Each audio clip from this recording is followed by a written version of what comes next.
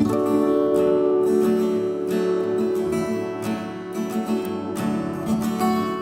everyone, it's Danny. Welcome back to my channel. Today I am doing another 12 by 12 layout for the Traveler's Notebook Online design team, and I'm scrapping some photos of my boy. This was way back when he was not even a year old. He was just a little munchkin, and I have a few photos that I'm trying to decide between, but I end up picking the one where he has this beautiful smile, and the other photos I'm putting aside because I'm going to do a pocket page layout with them on the opposite side.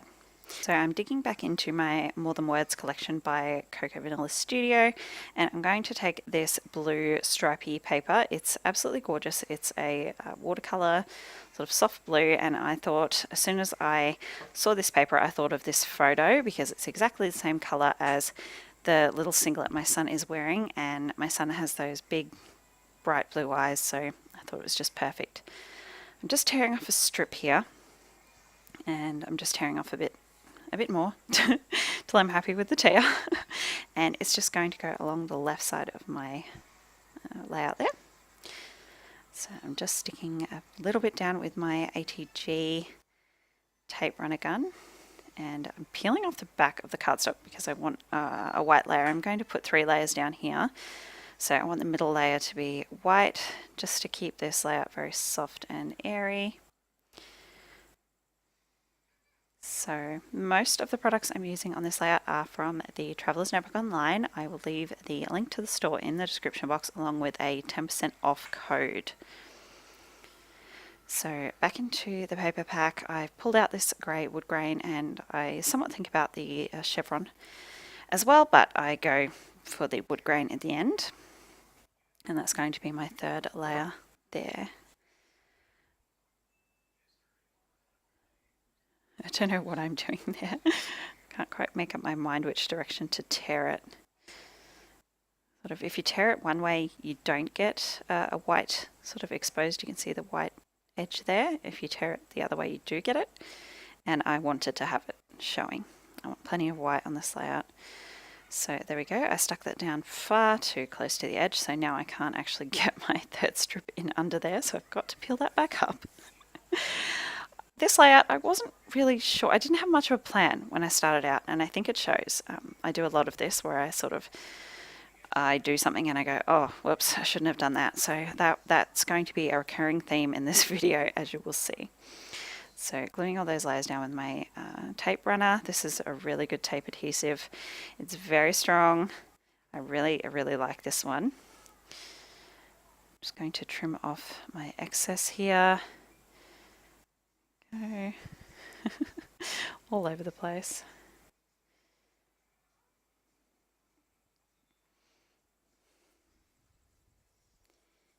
And I'm pretty sure that's where my photo is going to go, and that's where it ends up. I'm thinking about layering now, so I don't have any. I wanted white tissue paper, but I don't have any. So I found this one that came in a Kiki K delivery years ago, but I've kept it. It's white and it just has grey envelopes on it. So I'm putting the photo down on the reverse side of the tissue so that that envelope pattern is a lot softer. And that works pretty well in place of white tissue paper, I think. And again, doing something silly, I'm cutting out some foam and I'm going to stick it down. And I'm nowhere near finished matting my photo. So, like I said, a bit all over the place with this layout. And I am using some just double-sided tape because my tape runner does not like my foam. And it's good that I use this because it's not nearly as sticky as the Scotch tape, and I do have to peel it back up.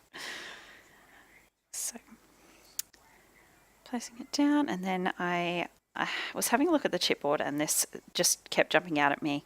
This wonderful script. It has that blue tone, it's just a little bit darker.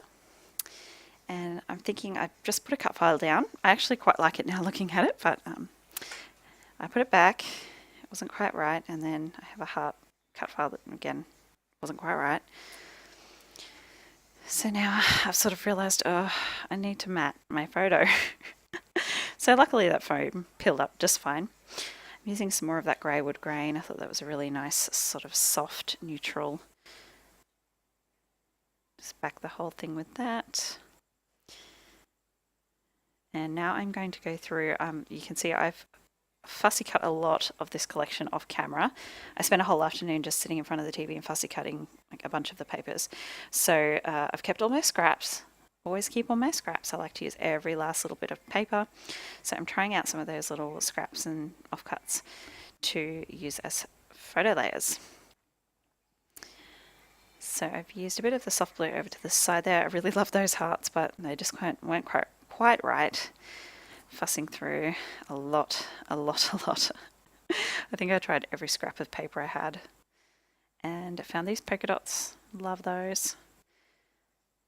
Again, brings in some of that grey. I didn't want to go too colourful with this layout. I don't know. I think I'm always a little bit afraid of colour. I love soft pastels. And my default is pale blue and baby pink, and I didn't want to do that with this layout. I didn't want to do the same old thing that I always do. So here what I'm doing is I should have done this before I stuck it down. There's again that's the recurring theme this whole video, but I just want to use as much of it as possible. So I will cut, as you'll see, about a 2 centimeter sort of border out of it, and it makes a very faux photo mat. So it's definitely it's pretending, but I get the most use out of my papers that way. All the papers in this collection are so beautiful, I don't want to waste anything. So I love that poking out. And then I thought I will try and bring in a bit of this darker blue because that matches the colour of that wonderful chipboard title just perfectly. So I'm going to use the large journal card off the journal card cut apart sheet, and yep, I'm just cutting a little border out of it. Just a bit at each corner there. All right. Now here I'm just taking some white cardstock and just couldn't get it to tear right. I just want a bit of a soft layer on the left side where it's sitting over the pattern paper. I thought the dark blue on top of the light blue was just a bit too harsh, I suppose. So I'm just tearing off some white cardstock so it has that soft edge and laying that just on that side. And I like that much better. Okay, so now I'm going to put my foam back on with a bit more tape.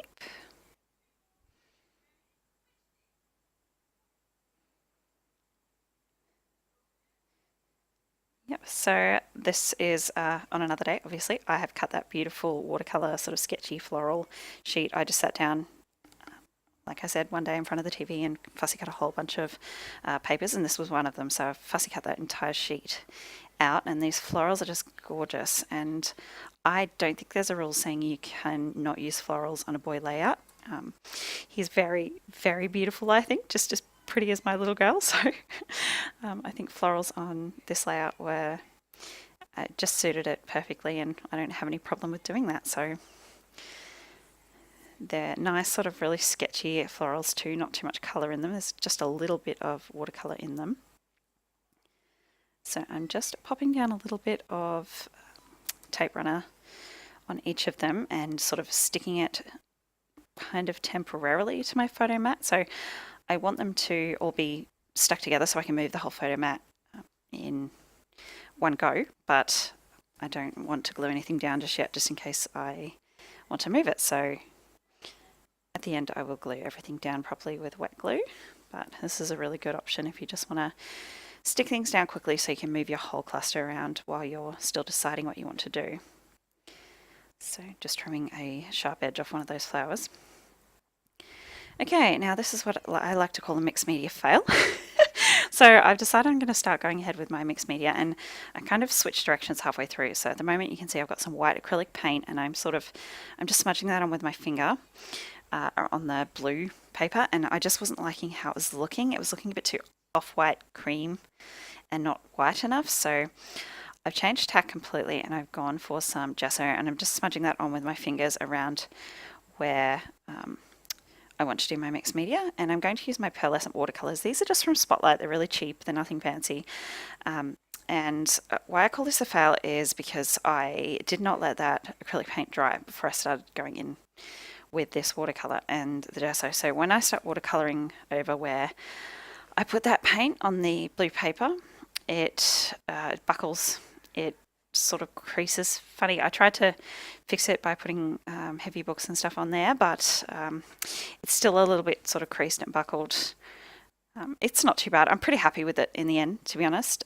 It turned out better than I had hoped when it first started going wrong, but I'm sort of looking at it now and I'm going, oh, it's not really working out how I wanted it to. But it's okay. You'll see in the end. It all comes together. Well, I think it does anyway.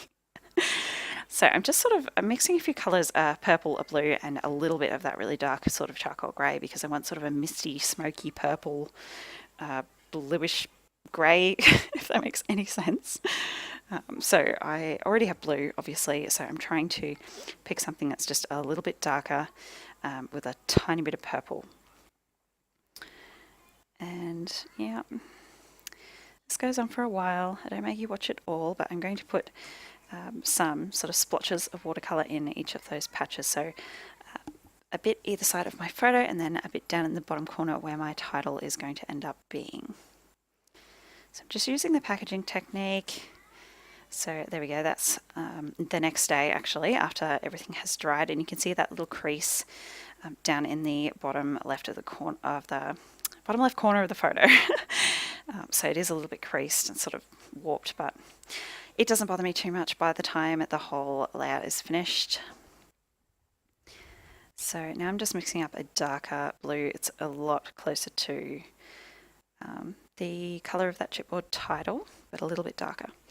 Just to do some splatters with. I did some splatters with the other colour and it just wasn't quite dark enough. It wasn't really standing out. You couldn't really see the splatters. So I am a lot happy with these splatters.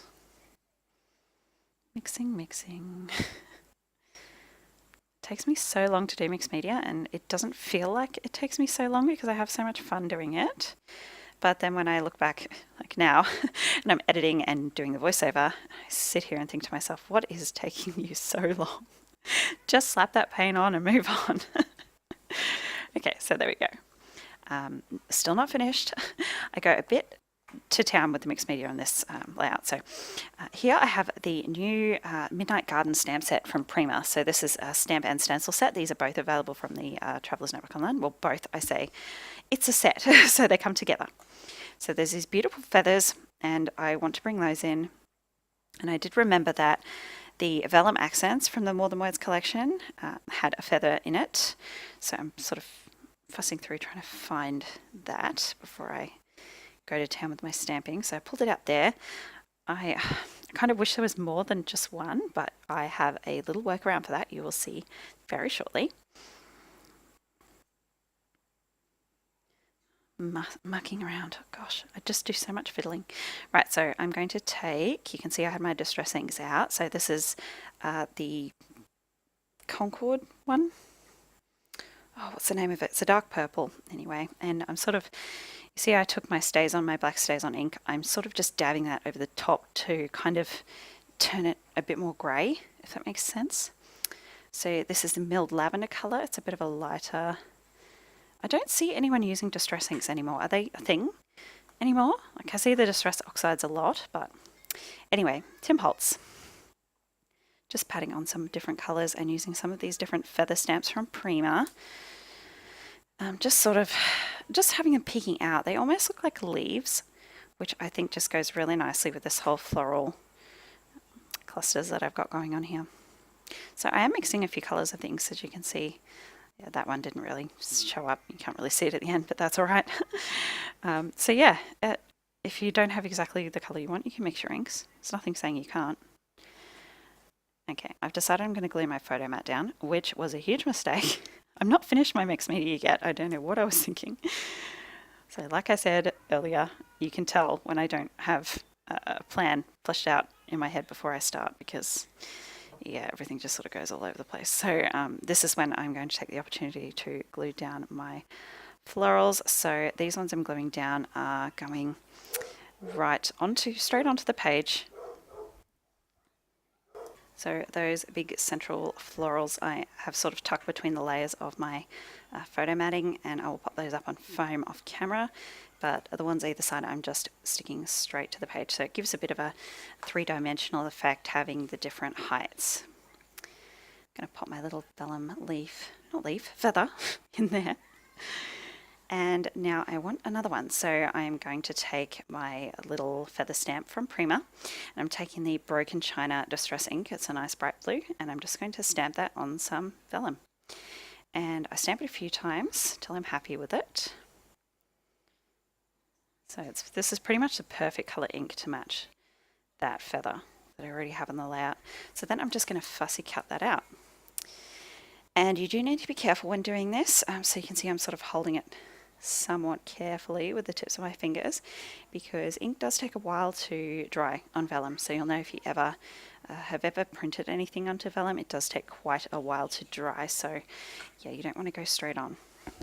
Okay, so I've just put that to the side. I haven't glued it down yet because I have decided to use my stencils. That came with the Prima Midnight Garden stamp and stencil set. So it's a beautiful sort of fern branch design, and I'm just using some white modeling paste to add a few leaves around my photo cluster, and these turned out really pretty. There's a really fine detail on these stencils. I was really happy with it, and because I've already glued my photo down I've got to be really careful how I'm doing it so I don't get modeling paste all over my photo cluster, but I did pretty well. I think I had a bit of trouble squeezing it in up here, but I was determined.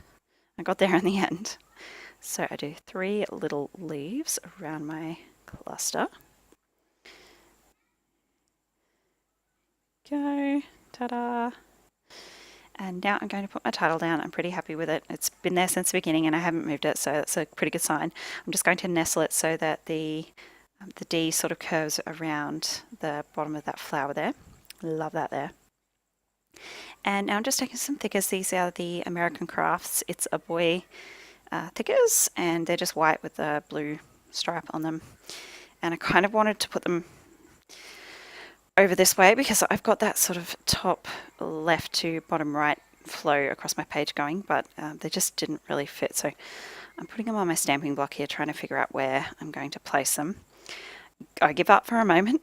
I'm going to move into the next part of the title, which is going to be Your, and I'm using these Kaisercraft Alpha stickers. I'm just using the capital uppercase letters in white, and they fit up the top there in between the top of the D and the L really nicely. So I'm using a bit of glue on these, even though they are stickers, because there is gesso right there and nothing sticks very well at all to gesso.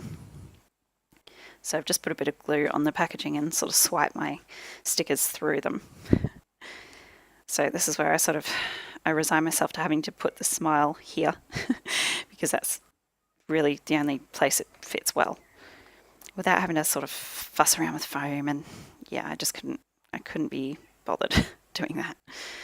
So in goes my other vellum feather right there, just peeking out from underneath that floral cluster. And I've just decided this needs another floral, another bit of flower peeking up out there. So I found this one that's really pretty, and I'm just going to glue that right in before I change my mind. Very nearly finished here. Oh, another sprig of leaves. Yep.